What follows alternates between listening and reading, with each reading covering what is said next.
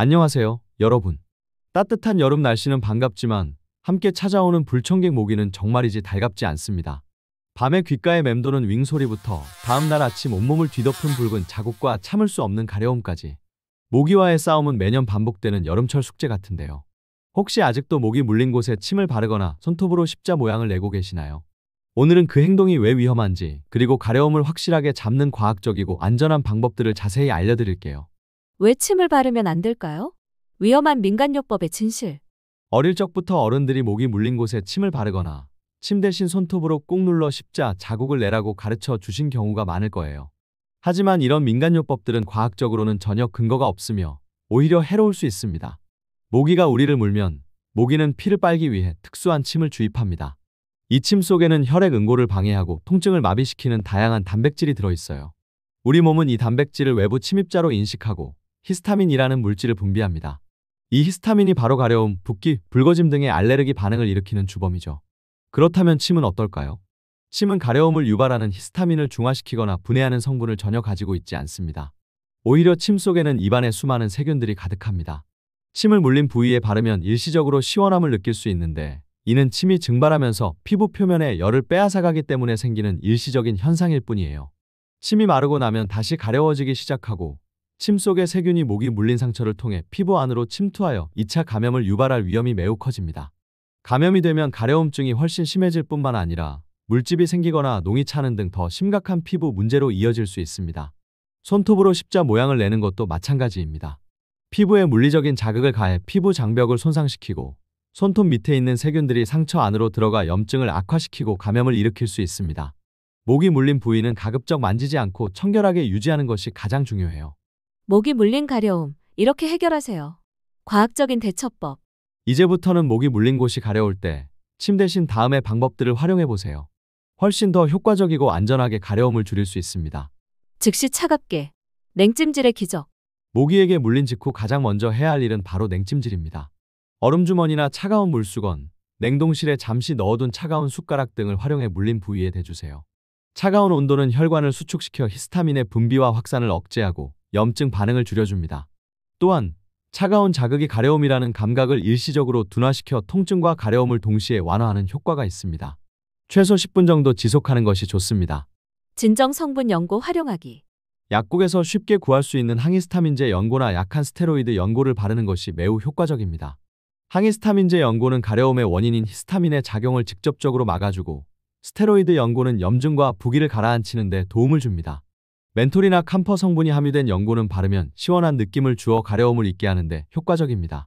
단, 스테로이드 연고는 장기간 사용하거나 너무 강한 제품을 사용할 경우 피부가 얇아지거나 색소, 침착 등의 부작용이 있을 수 있으니 약사나 의사와 상담 후 사용법을 따르는 것이 중요해요. 특히 어린아이들에게 사용할 때는 반드시 소화용 제품을 선택하고 소량만 발라주세요. 알칼리성으로 중화. 비누나 베이킹소다 활용. 모기침은 약산성을 띠기 때문에 알칼리성 물질로 중화시키면 가려움 완화에 도움이 됩니다. 물린 부위를 순한 알칼리성 비누로 부드럽게 씻어내거나 베이킹소다를 물에 약간 섞어 걸쭉하게 만든 반죽을 물린 부위에 얇게 바른 후 10분 정도 후에 미온수로 씻어내는 방법도 좋습니다. 하지만 피부가 매우 민감하거나 이미 긁어서 상처가 난 부위에는 자극이 될 수 있으니 주의해야 합니다. 보습은 필수. 피부 장벽 강화. 피부가 건조하면 가려움증은 더욱 심해집니다. 모기 물린 부위는 물론 평소에도 보습제를 충분히 발라 피부 장벽을 건강하게 유지하는 것이 중요해요. 촉촉한 피부는 외부 자극에 덜 민감하게 반응하고 가려움증을 완화하는 데 도움을 줍니다. 알로에 베라 젤이나 칼라민 로션처럼 진정 효과가 있는 제품을 사용하는 것도 좋은 방법입니다. 절대 긁지 마세요. 아마 가장 지키기 어려운 규칙일 거예요. 하지만 가려움을 참지 못하고 긁게 되면 일시적으로 시원함을 느낄지 몰라도 결국 가려움, 긁음 가려움의 악순환에 빠지게 됩니다. 긁는 행위는 피부에 미세한 상처를 내어 염증을 악화시키고 세균 감염의 위험을 높여요. 심하면 흉터나 거무스름한 색소 침착을 남길 수도 있습니다. 특히 잠자는 동안 무의식적으로 긁는 경우가 많으니 잠자리에 들기 전에 물린 부위에 연고를 바르거나 밴드를 붙여 긁는 것을 방지하는 것이 좋습니다. 어린아이들은 손톱을 짧게 깎아주는 것이 필수적입니다. 모기 물림, 최선의 방법은 예방입니다. 모기에게 물리지 않는 것이 가장 중요하겠죠? 몇 가지 효과적인 모기 예방 팁을 알려드릴게요. 모기 기피제 똑똑하게 사용하기. 야외 활동 시에는 모기 기피제를 사용하는 것이 필수입니다. DET, 이카리딘, IR 3535 등의 성분이 함유된 기피제는 모기를 효과적으로 쫓아줍니다.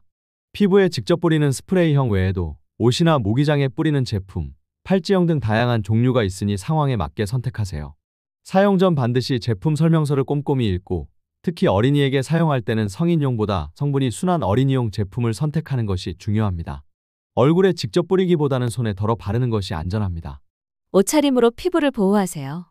모기 활동이 활발해지는 저녁 시간이나 풀이 많은 곳에서는 긴 소매 옷과 긴 바지를 착용하여 피부 노출을 최소화하는 것이 좋습니다. 얇고 통풍이 잘 되는 소재의 옷을 선택하면 더운 날씨에도 쾌적하게 모기를 피할 수 있습니다.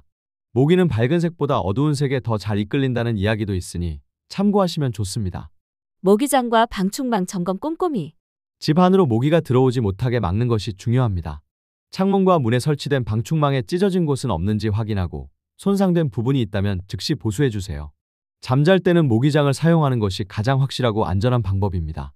최근에는 자외선을 이용한 포충기나 전기 모기채 등 다양한 모기 퇴치 제품들이 있으니 활용하여 모기 없는 쾌적한 환경을 만들어 보세요. 고인물 없애기. 모기 유충의 서식지 제거. 모기는 고인 물에 알을 낳고 번식합니다. 집 주변의 화분 받침대, 버려진 타이어, 물웅덩이 등에 물이 고여 있지 않도록 주기적으로 확인하고 제거해야 합니다. 작은 물웅덩이라도 모기 유충이 번식하기에는 충분한 환경이 될 수 있으니 빗물이나 불필요한 물이 고이지 않도록 세심하게 관리하는 것이 중요합니다. 모기 물린 가려움은 정말 고통스럽지만 이제 더 이상 잘못된 방법으로 고통을 키우지 마세요. 오늘 알려드린 냉찜질, 적절한 연고 사용, 보습, 그리고 가장 중요한 긁지 않기를 실천하고 철저한 예방을 통해 이번 여름은 모기로 인한 스트레스 없이 건강하게 보내시길 바랍니다. 오늘 내용이 여러분의 여름나기에 조금이나마 도움이 되었기를 바라며 궁금한 점이 있다면 언제든지 댓글로 남겨주세요.